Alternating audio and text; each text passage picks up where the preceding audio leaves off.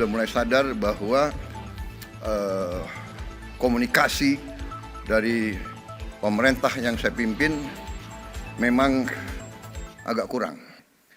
Saya minta acara ini diselenggarakan karena saya merasa setelah kita masuki 6 bulan masa bekerjanya pemerintah yang saya pimpin sebagai pemegang mandat dari bangsa, dari rakyat sejak tanggal 20 Oktober 2024, sudah saatnya kita lebih komunikatif, lebih proaktif dalam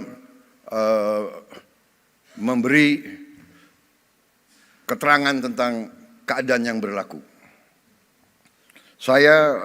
Kemarin saya sadar beberapa minggu lalu sudah mulai sadar bahwa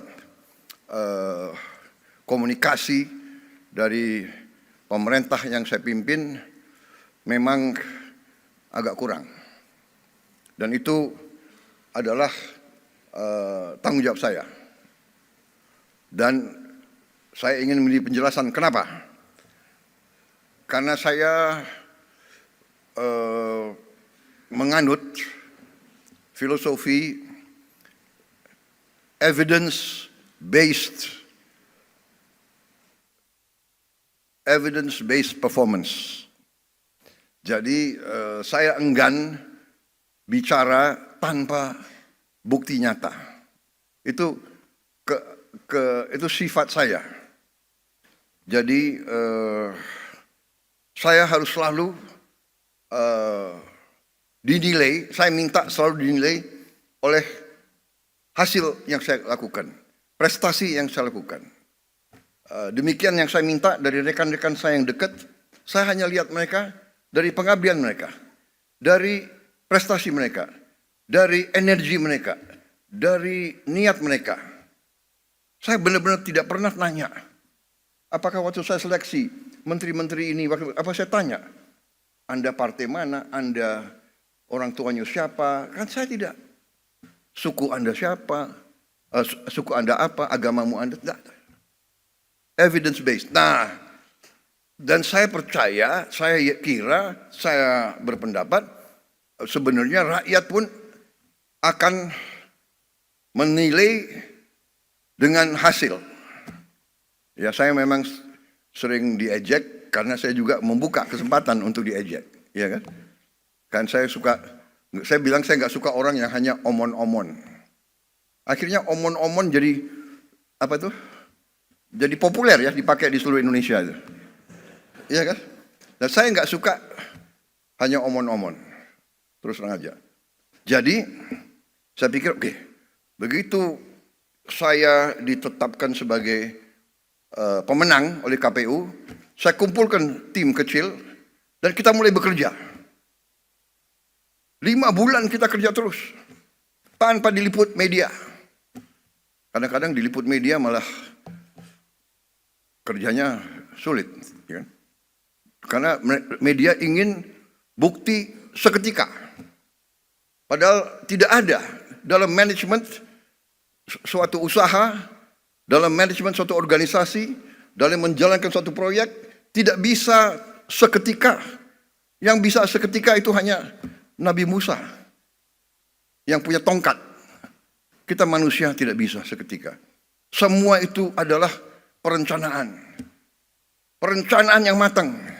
Perencanaan dasarnya adalah pengumpulan data yang benar. Perencanaan, sesudah perencanaan, mencari awak, mencari orang untuk melaksanakan rencana itu. Rencana terbaik, gagasan terbaik, tanpa awak yang bisa melaksanakan, tidak akan berhasil. Sesudah itu, baru mulai. Dan sesudah pelaksanaan, baru kita lihat hasil. Ini adalah fenomena hidup. Nggak bisa kita tanam pohon, kita minta buahnya turun lusa. Tidak mungkin. Ini melawan hukum alam. Kita cari benih yang bagus, kita cari tanah yang cocok, kita harus ada sumber air, kita harus ada cuaca yang baik, kita tanam, kita rawat, baru hasilnya mungkin 5 tahun, 6 tahun. Ya kan?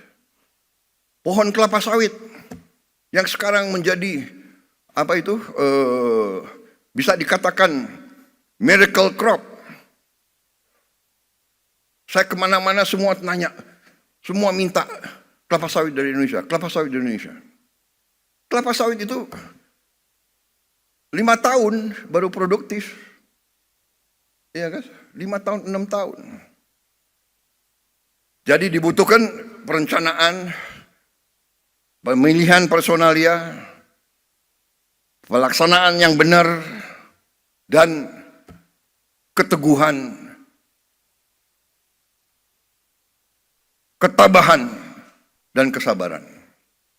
Jadi saudara-saudara, waktu kita ambil alih pemerintahan, kita bekerja keras karena kita persiapannya sudah baik, dan kita sudah punya strategi, kita sudah punya keyakinan apa yang harus kita lakukan. Dan bagi kami sangat terbuka, kami sangat transparan, kami buat buku strategi transformasi bangsa. Dan kita sebarkan, saudara bisa buka di situ. Di situ jelas dan gamblang dasar-dasar pemerintah yang saya pimpin.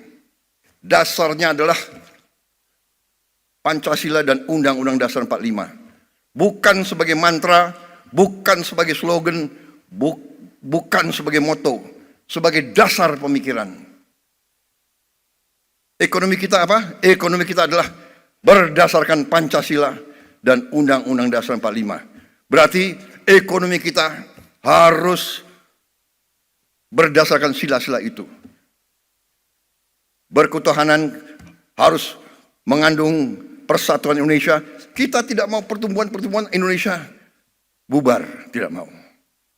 Kita tidak mau menjual kekayaan kita dengan murah. Kita tidak mau menjual tanah kita kepada bangsa asing dengan murah. Semua tujuannya persatuan Indonesia, kemanusiaan. Kita tidak mau yang lemah ditinggal. Kita tidak mau yang miskin disuruh bersaing dengan yang kuat. Saudara-saudara, ini dasar kerakyatan dan terakhirnya tujuan kita keadilan sosial. Ini yang mendasari pemerintah kita. Dan pelaksanaannya pasal-pasal ekonomi yang ada di Undang-Undang Dasar 45, pasal 33. Bahwa ekonomi kita ya azasnya adalah kekeluargaan. Saya ulangi, perekonomian kita azasnya adalah kekeluargaan. Tidak boleh ada orang yang lapar di Republik yang merdeka 80 tahun. Tidak boleh ada orang yang tinggal di bawah kolong jembatan. Ini menusuk rasa keadilan. Tidak boleh ada orang yang tidak makan. Ini yang mendasari dan kita buat strategi.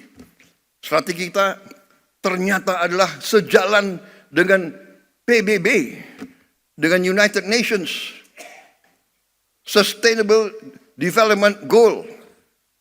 Yang utama food, energy, water, dan SDG, sasaran SDG yang lainnya semua. Ini dasar kita. Karena itu, swasembada pangan menjadi sasaran kita, swasembada energi, swasembada dan manajemen air yang baik, dan tentunya industrialisasi supaya nilai tambah ada di Republik kita.